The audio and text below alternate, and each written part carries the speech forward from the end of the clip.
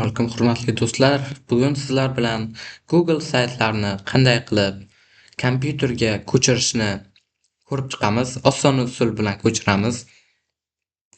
Birinchi bo'lib Google Chrome'ga kiramiz va account rasmi turgan joyni yonida Google Apps degan yozuv yoki ikonka bo'lishi mumkin.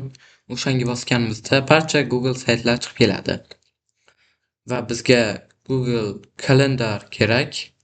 Shuning uchun biz u saytni ustiga bosamiz va Google Calendar chiqib keladi.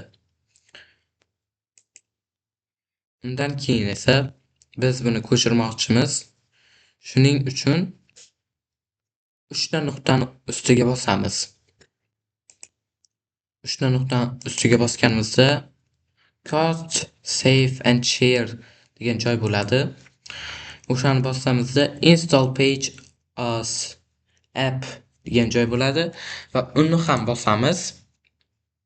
Keyin biz bu ilovani ko'chiraveraylikmi kompyuteringizga deb savol beradi va biz unga ha, ya'ni ko'chiraver degan javobni beramiz va u ko'chiradi.